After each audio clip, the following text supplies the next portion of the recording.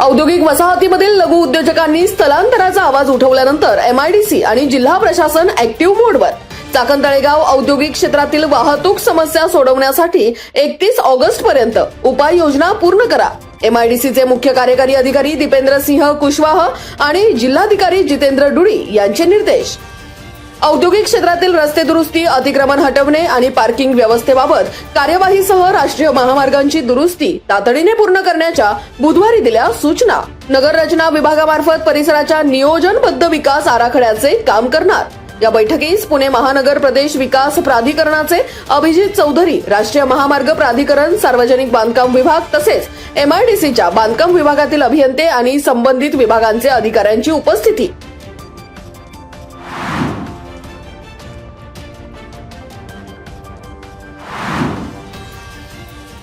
श्रावणात भीमाशंकर मंदिराच्या दर्शनाची वेळ वाढली. श्री क्षेत्र भीमाशंकर मंदिर भाविकांसाठी पहाटे 5 ते रात्री 9:30 वाजेपर्यंत दर्शनासाठी खुले राहणार. श्रावण महिन्याच्या पार्श्वभूमीवर प्रशासनाचा महत्वपूर्ण निर्णय. गुरुवार दिनांक 13 ऑगस्ट पासून मंदिर 24 तासांमधील 16.5 तास खुलं ठेवण्याच्या निर्णयामुळे देशभरातून येणाऱ्या भाविकांना दिलासा. भीमाशंकरला दर्शनासाठी येणाऱ्या भाविकांची वाढती गर्दी लक्षात घेता घेतला निर्णय.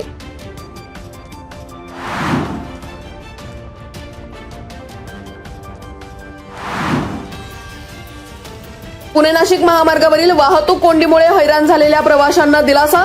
नाशिक फाटा राजगुरुनगर एलिव्हेटेड कॉरिडॉरला वेग. पुढील 15 दिवसात भूसंपादनासाठी निधी उपलब्ध होणार. नवी दिल्ली येथे केंद्रीय रस्ते वाहतूक आणि महामार्ग मंत्री नितीन गडकरी यांची खासदार डॉक्टर अमोल कोल्हे यांनी बुधवारी घेतली भेट. रस्ते आणि दळणवळणांच्या प्रश्नांविषयी चर्चा. पुणे जिल्हाधिकारी जितेंद्र डुडी यांच्याशी दूरध्वनीद्वारे रस्त्याची सद्यस्थिती जाणून घेत भूसंपादन प्रक्रियेला गती देण्याचेही दिले निर्देश.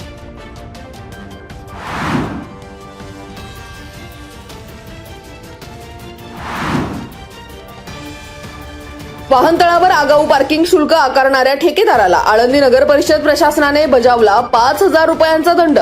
चाकण चौकातील वाहनतळावर जादा शुल्क वसुली केली जात असल्याच्या तक्रारीनंतर प्रशासनाने कठोर भूमिका घेत ठेकेदाराला दिला दणका. नागरिकांच्या तक्रारीची दखल घेत नगर परिषद प्रशासनाची ठोस पावलं. जादा पार्किंग शुल्क वसुली केल्यास ठेका रद्द करण्याचाही प्रशासनाने दिला इशारा.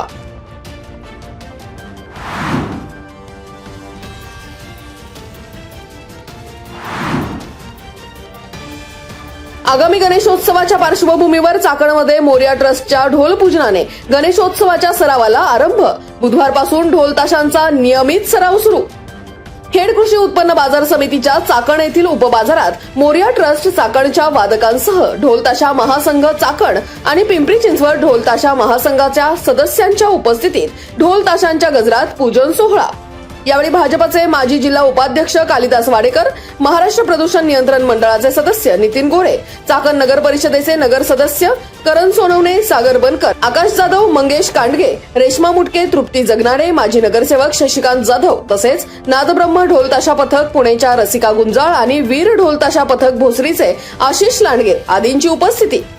मोरया ट्रस्टचे अध्यक्ष विशाल राक्षे, उपाध्यक्ष दीपक मुंगसे, सचिव गीतेश नाणेकर यांनी केलं संयोजन.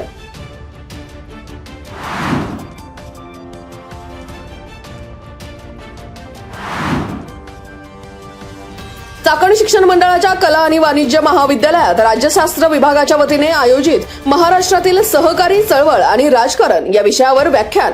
राजकारणातून सहकार, सहकारातून राजकारण. राजगुरुनगर सहकारी बँकेचे उपाध्यक्ष रामदास धनवटे यांनी विद्यार्थ्यांना केलं मार्गदर्शन. सहकार क्षेत्रातील नेतृत्व, संघटन शक्ती आणि उद्योजकतेचे महत्वही केलं विशद. यावेळी प्राचार्य डॉक्टर राजेश लाटणे, डॉक्टर हेमकांत गावडे, प्राध्यापक अभिजित बेंडाले, प्राध्यापक कैलाश अस्तरकर, डॉक्टर सोपान घोळवे, डॉक्टर उमेश भोगसे आदींची उपस्थिती.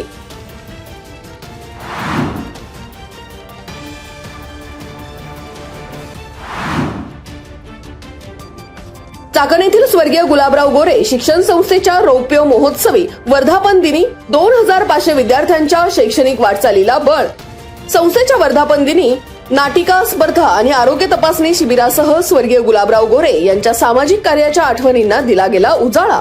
नगराध्यक्षा मनीषा गोरे आणि पत्रकार अविनाश दुधवडे यांच्या हस्ते प्रतिमा पूजन. यावेळी महाराष्ट्र प्रदूषण नियंत्रण मंडळ सदस्य नितीन गोरे, अध्यक्ष विकास गोरे, उपाध्यक्ष राजेंद्र गोरे, संचालक अंकुश पवार, विष्णू गोरे, ओंकार गोरे, मुख्याध्यापिका प्रमिला गोरे, प्राचार्य सचिन आभाळे, प्रिन्सिपल माधुरी गोरे आदींची उपस्थिती.